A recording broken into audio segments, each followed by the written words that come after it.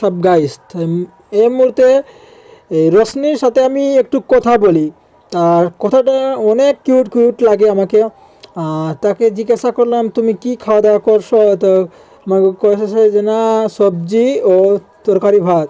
তো কইছি ও তাই মুহূর্তে আপনারা দেখতেই পাচ্ছেন তার সাথে একটি আমি ভিডিও শ্যুট করেছি, তাই আমাকে অনেক ভালো লাগছে, তা আপনারা দেখতেই পাচ্ছেন।